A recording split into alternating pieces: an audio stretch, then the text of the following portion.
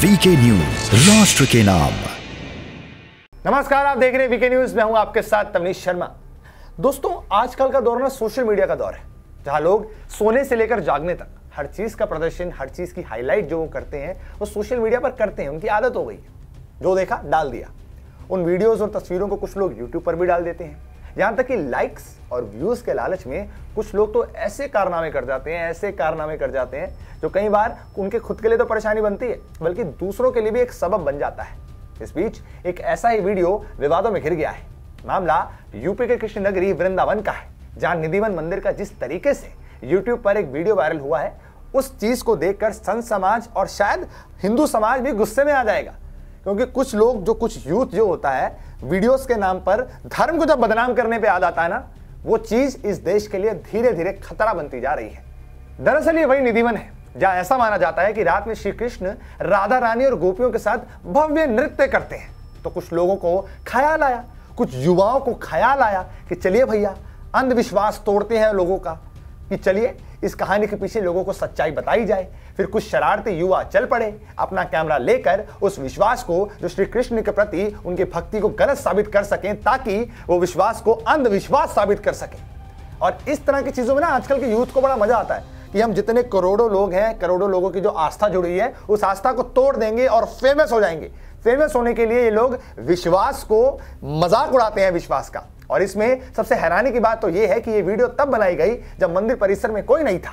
यानी कि बिना किसी परमिशन के वो मंदिर परिसर में घुसे और अपनी जान तो खतरे में डाली ही, इसके साथ कृष्ण के प्रति हजारों लाखों की आस्था पर भी वार किया है। क्योंकि इस जगह पर शाम के वक्त जाना प्रतिबंध है, वो भी सुरक्षा कारणों की वजह से है। क्योंकि ऐसा भी माना जाता है जो भी व्यक्ति वहां पर जाता है वो या तो पागल हो जाता है या फिर उसकी जान चली जाती है। इन सभी कारणों की वजह से ही जब मंदिर प्रबंधन को इसकी जानकारी हुई, इसके बाद मंदिर के सीसीटीवी कैमरों से पुष्टि करने के बाद कोतवाली में तहरीर देकर कार्रवाई की मांग की गई। जब पुलिस द्वारा इसे गंभीरता से नहीं लिया गया तो मथुरा मुंशी मजिस्ट्रेट के समक्ष प्रार्थना पत्र प्रस्तुत किया गया। इस पर सिविल जज अर्चना सिंह ने मथुरा पुलिस को मुकदमा दर्ज कर आपत्तिजनक कंटेंट के सोशल मीडिया से हटवाने के निर्देश दिए हैं। लेकिन ताज्जुब की बात यह है कि युवक गाड़ी से निधिवन के बाहर तक आए, काफी देर तक बाहर और अंदर घूमते रहे, लेकिन सुरक्षा का दावा करने वाली पुलिस कहीं नजर नहीं आई, या फिर हरी पत्तियां देखकर उनका दिमाग सनक गया। जिसके बाद मंदिर की नगरी में सुरक्षा को लेकर भी सवाल खड़े हो रहे हैं। इतना ही नहीं, इस मामले पर महामंडलेश्वर स्वामी परमेश्वर दास महाराज ने बताया कि कुछ लोग हिंदू समाज के मान बिंदुओं पर हमला कर रहे हैं, हिंदू धर्म को कमजोर करना चाहते हैं। ऐसे तत्वों के खिलाफ ठोस कार्रवाई होनी चाहिए। पुलिस को तुरंत ही ऐसे लोगों को गिरफ्तार कर ठोस कार्रवाई करनी चाहिए।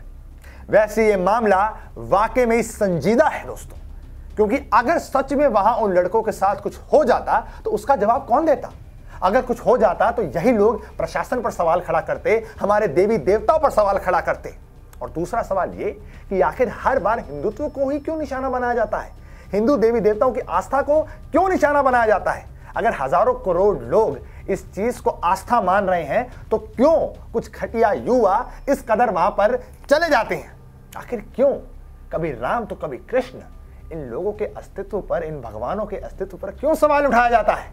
इस तरह से एक नैरेटिव क्यों गढ़ा जाता है? हिंदू संस्कृति, हिंदू धर्म की आस्था पर ये लोग क्यों हमला कर रहे हैं? और फिर अपने आप को युवा कहते हैं। लेकिन इन्हें भी ये सोचना चाहिए कि अगर लोगों की आस्था से आप खिलवाड़ करेंगे तो उसका नतीजा बहुत भयानक हो सकता है। आपको क्या लगता है इन लड़कों ने जो किया वो सही है? अगर यही हरकत अगर मदरसे में की जाती, मस्जिद में की जाती, या दरगाह में की जाती, या किसी कब्रिस्तान में की जाती, तो क्या हासिल होता? भयानक होता ना। वो तो सर ही कलम कर देते।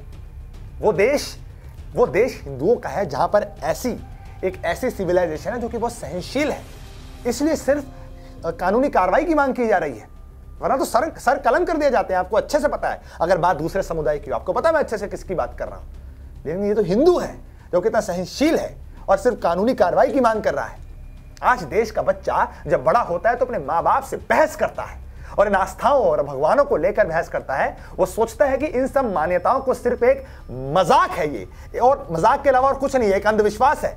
लेकिन वो शायद ये भूल जाता है कि वक्त वक्त पर ऐसे तमाम सबूत मिलते रहे हैं जो कई बार विख्यात वैज्ञानिकों को भी सदमे में डाल देते हैं।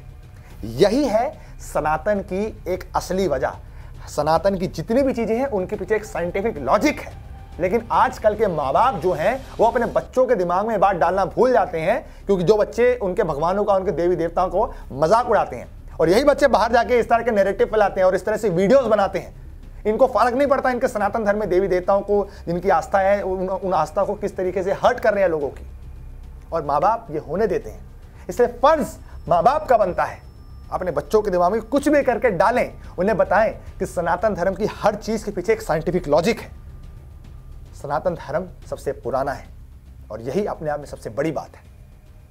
आपको क्या लगता है? आप हमारे कमेंट सेक्शन में जरूर बताइए और देखते रहिए वीके न्यूज। ये है ड्रीम मीडिया नेटवर्क